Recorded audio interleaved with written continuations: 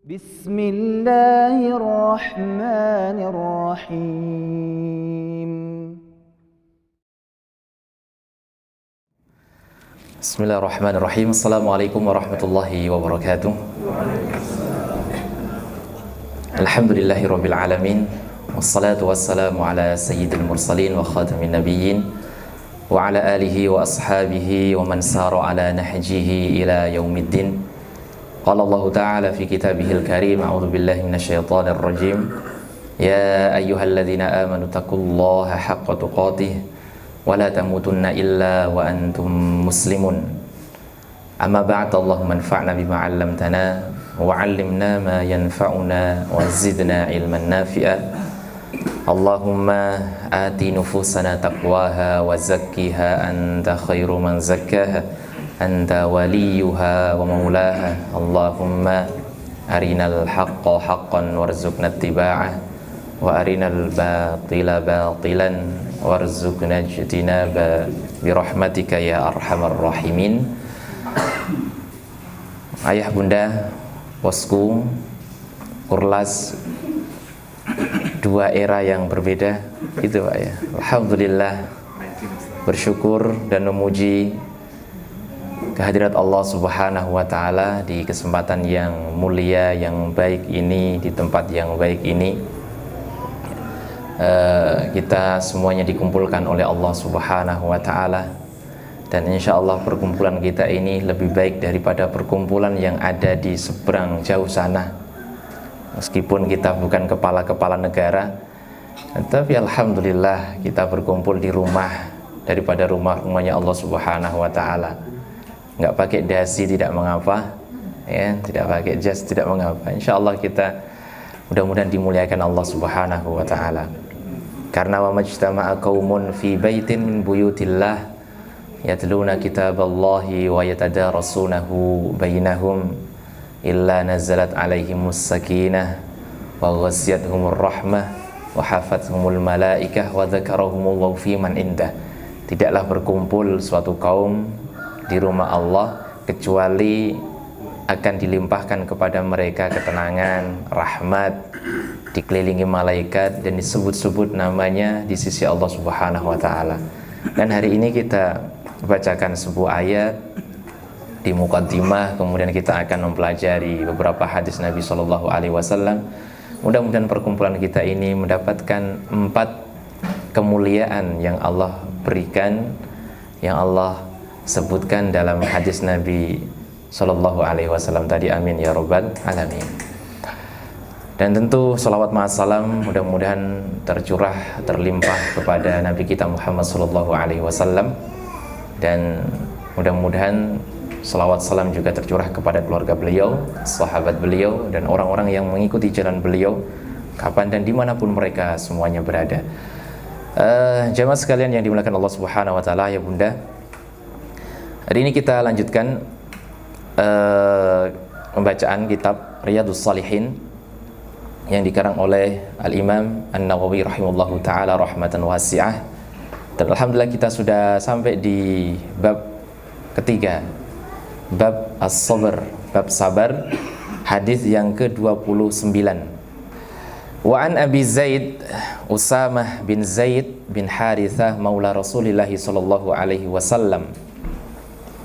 Dari Usamah, ya, beliau disebut dengan Abu Zaid, kunyahnya Abu Zaid, anaknya Zaid bin Harithah, maula Nabi Shallallahu Alaihi Wasallam, pembantu Nabi Shallallahu Alaihi Wasallam, dan orang yang dicintai Nabi Shallallahu Alaihi Wasallam, ya, maka disebut dengan hubbu Rasulillah, ya, yang dicintai Nabi. Nah, anaknya Usamah bin Zaid disebut dengan hubbi Rasulillah, ya kan, anak dari orang yang dicintai Nabi Shallallahu Alaihi Wasallam. Jadi dua-duanya dicintai oleh Nabi Muhammad Shallallahu Alaihi Wasallam. Sahabat mulia, ya, sahabat yang bapaknya ini menemani Nabi Shallallahu Alaihi Wasallam hijrah ke Taif, ya, mendakwahkan Islam ke Taif. Itu ditemani oleh Zaid bin Harithah. Nah, ini anaknya Usamah. Dan Usama waktu masih muda diberikan Nabi Shallallahu Alaihi Wasallam kepercayaan untuk menjadi seorang pemimpin. Tapi sahabat yang lain pada protes, masa anak kecil mimpin orang-orang senior? Dan Nabi Shallallahu Alaihi Wasallam di situ memperlihatkan kemarahannya, ya, karena Usamah bin Zaid adalah anak orang yang dicintai. Artinya Usamah termasuk juga orang yang dicintai Nabi Shallallahu Alaihi Wasallam. Silakan nanti dibaca kisah Usamah bin Zaid. Qala, beliau mengatakan, arsalat bintun Nabi Sallallahu Alaihi Wasallam,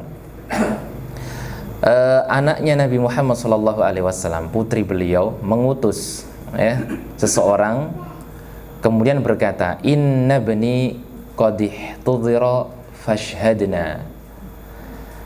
Utusan tadi yang dikirim oleh putri Nabi. Jadi Nabi punya putri. Di sini yang dimaksud adalah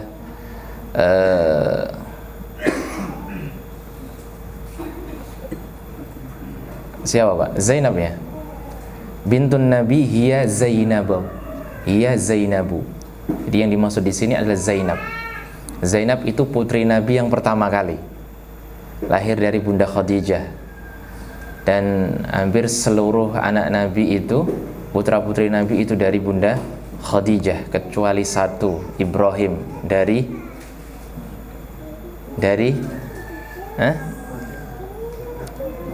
siapa?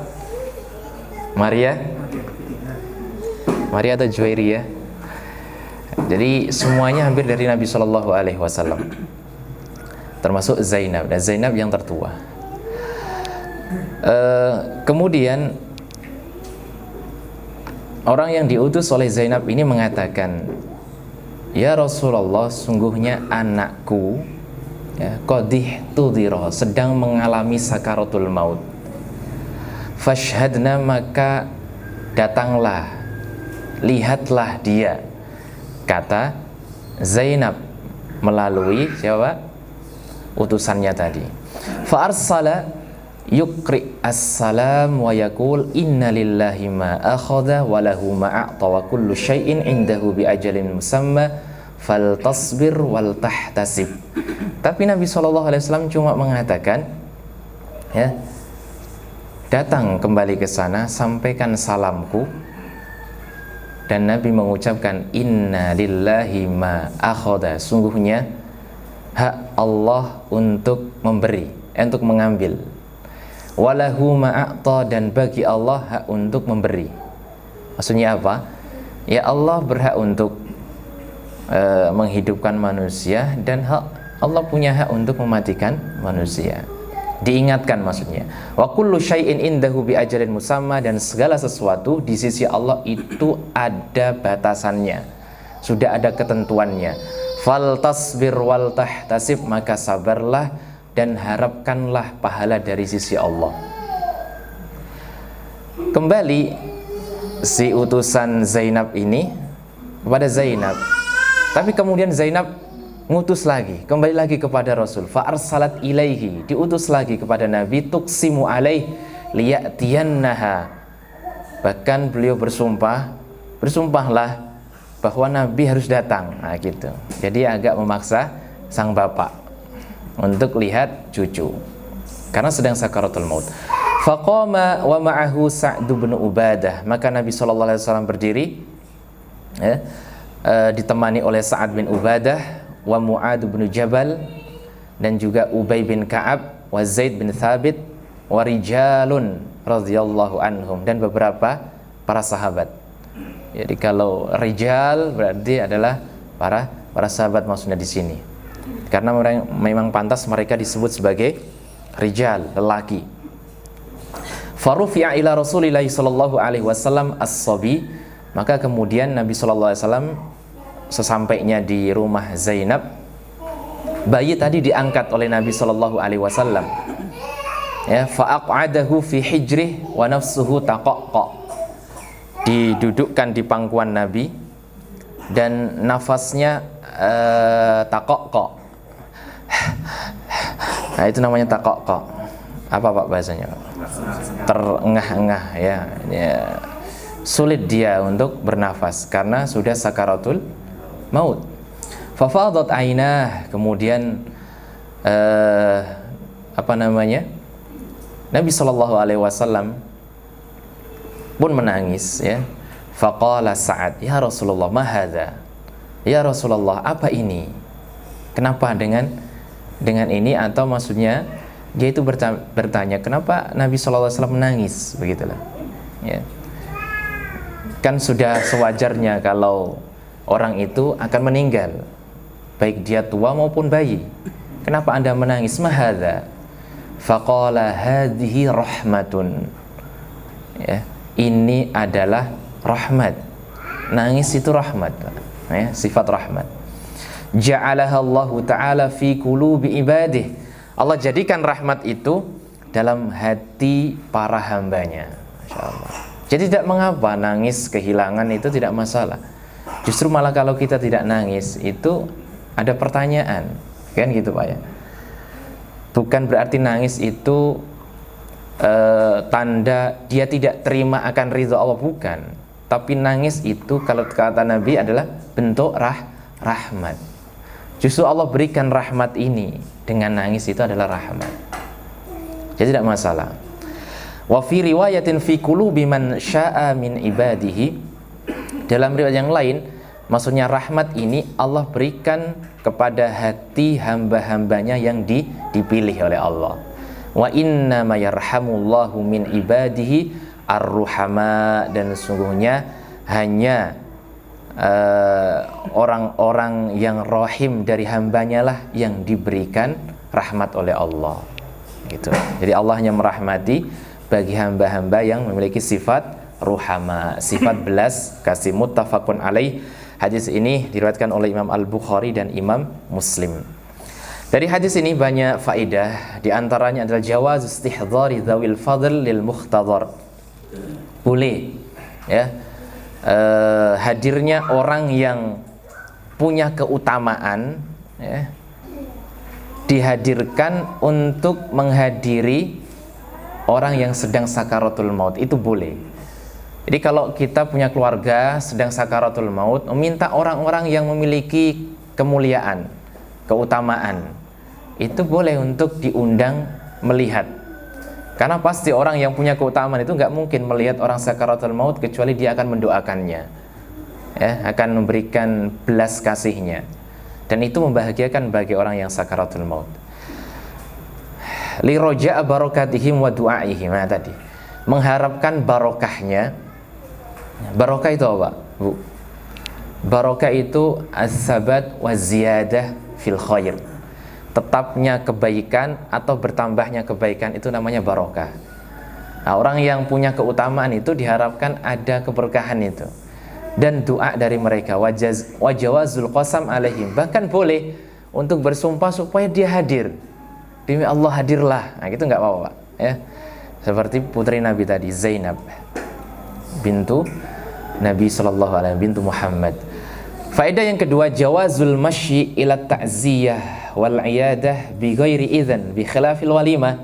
Bolehnya datang menjenguk orang yang meninggal atau orang yang sedang sakaratul maut, atau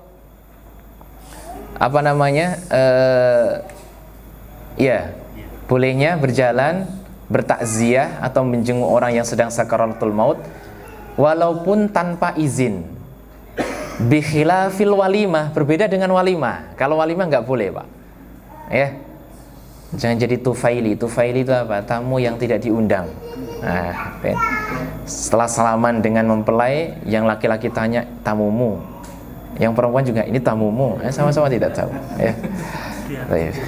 Tapi kalau takziah boleh. Takziah boleh, ya, meskipun tanpa izin. Kenapa begitu, Pak?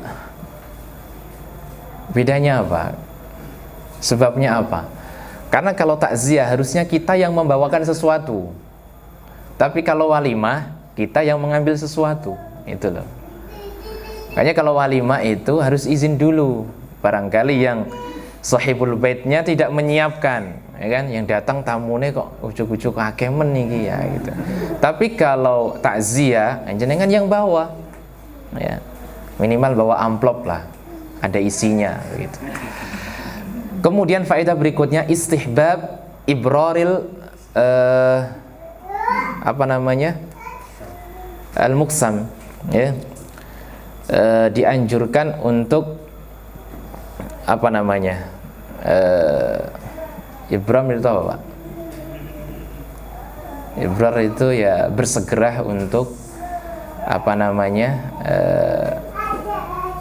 menjawab orang yang bersumpah tadi, diperbolehkan.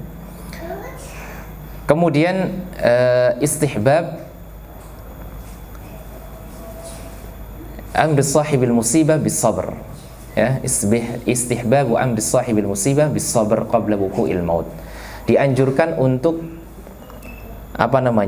merintahkan, menyuruh bagi orang yang terkena musibah dengan sabar. Tadi kan Nabi mengatakan fal tasbir wal tahtasib, sabarlah dan harapkanlah pahala dari sisi Allah. Dianjurkan begitu. Jadi orang yang terkena musibah dianjurkan sabar. Karena barangkali orang yang terkena musibah lupa, Pak, Bu, ya, lupa dia. Lupa, harus sabar. Maka harus dianjurkan begitu sebelum wuqu'ul maut, sebelum kejadian terjadinya kematian. Ya. Kemudian faedah berikutnya ikhbaru man yastada'i li amrin bil amri alladhi yastada'i min ajlihi. Mengabarkan terhadap orang yang mengundang dengan jadi mengabarkan sesuatu kepada orang yang diundang atas sebab dia mengundangnya. Gitu lah, ya. Jadi Zainab tadi mengundang Nabi tapi memberitahukan apa sih sebab diundangnya. Gitu, Pak, ya. Jadi kalau jenengan ngundang itu kasih tahu. Jangan asal-asal pokoknya diundang, bingung. Tiba-tiba di sana acaranya seperti ini supaya tidak salah kostum dan sebagainya, itu penting. Oh iya, betul, Pak, ya. Ini diundang takziah atau diundang walimah kan berbeda. Mosok diundang takziah bawa kado kan nggak pas, gitu loh. Jadi itu dia harus sampaikan ikhbaru man yastada'i li amrin li amril ladzi yastada'i min ajlihi. Menyampaikan, ya, kabar sebab dia diundang. Kemudian jawaz tikrarid dakwah, diperbolehkan untuk ngundang. Diundang pertama nggak datang, boleh ngundang lagi. Begitu, Pak, ya, tidak masalah. Diundang berkali-kali boleh. Jangan juga tidak masalah kalau mau ngundang orang dipanggil sekali nggak, undang lagi deh, gitu nggak masalah. Kemudian at-targhib fi syafaqah ala khalqillah warahmalahum. Anjuran, Pak, untuk berbelas kasih, menunjukkan kasih sayang kepada makhluk Allah yang lain. Nabi tadi memperlihatkan kasih sayangnya berupa tetesan air mata.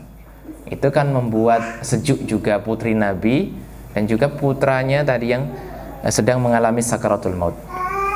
Faedah berikutnya tarahumul ibad fima bainahum sababun lirahmatillah. Kasih sayang antara hamba satu dengan yang lain itu menyebabkan rahmatnya Allah datang. Hadisnya tadi gimana?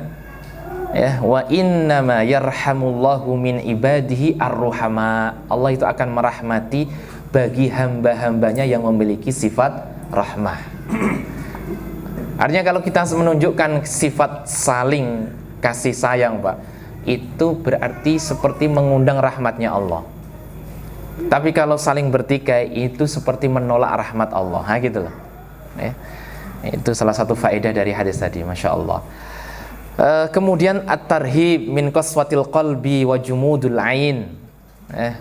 Wa jumudil ain, tidak boleh, Pak, ya, ada peringatan ini, hati yang keras itu jangan sampai, ya, kita memiliki hati yang keras dan mata yang beku. Maksudnya, Pak, susah untuk nangis. Maka ada ulama yang mengatakan menangislah karena kamu susah menangis, gitu. Masya Allah, ya. Menangislah karena kamu susah menangis. Faedah berikutnya jawaz al-buka min ghairi nawh. Bolehnya nangis, ya, tapi tidak boleh teriak-teriak. Nauh itu teriak-teriak. Kemudian wujub takdimis salam alal kalam. Diharuskan mendahulukan salam sebelum kalam. Tapi tadi Nabi mengatakan yukri alaihi atau alaihas salam, sampaikanlah salam dan sampaikan inna lillahi ma akhadha wa lahu ma a'ta wa kullu syai'in indahu bi ajalin musamma. Ya, sungguhnya hak Allah untuk mengambil, hak Allah untuk memberi, dan segala sesuatu itu sudah ditetapkan batasannya. Ya, jadi kalau kita sedang mengalami musibah itu Pak, minimal yang diucapkan, atau kalau takziah itu yang diucapkan tidak masalah ya. Karena orang yang sedang tertimpa musibah kadang lupa Pak. Antum ingatkan kisahnya Umar ibn Khattab waktu Nabi SAW meninggal dunia, wafat. Umar itu sampai barang siapa yang mengatakan bahwa Muhammad meninggal, saya akan bunuh dia, ya kan? Saya akan potong lehernya gitu loh. Tapi kemudian Abu Bakar keluar ya, mengingatkan Umar, barang siapa yang menyembah Muhammad, sungguhnya Muhammad sudah meninggal. Tapi yang menyembah Allah, sungguhnya Allah hayyun la yamut. Allah itu hidup kekal dan tidak pernah meninggal atau tidak pernah mati. Lalu Abu Bakar membacakan sebuah ayat. Gimana ayatnya? Wa ma Muhammadun illa rasul, gitu ya.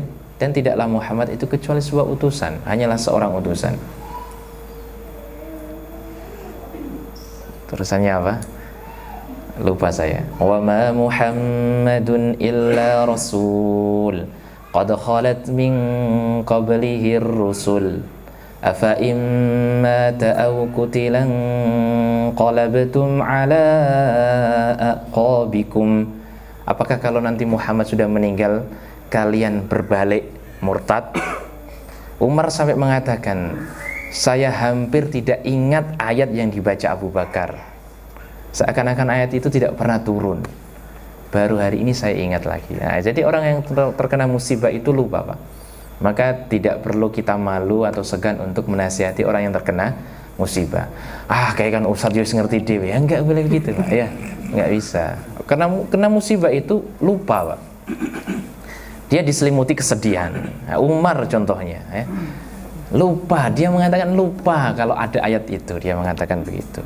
Beliau mengatakan begitu radhiyallahu taala anhum. Kemudian tasliyah min man nazalat bihil musibah bima yukhaffif min alami musibihi. Harus dianjurkan memberikan hiburan bagi orang yang terkena musibah supaya hiburan itu bisa meringankan dia. Jangan ditambah. Dan kadang nggak perlu ditanya sebabnya meninggalnya kenapa ya, kadang gitu. Lihat-lihat dulu Pak. Ya kalau memang kondisinya oke, tidak masalah. Tapi tidak perlu sebenarnya.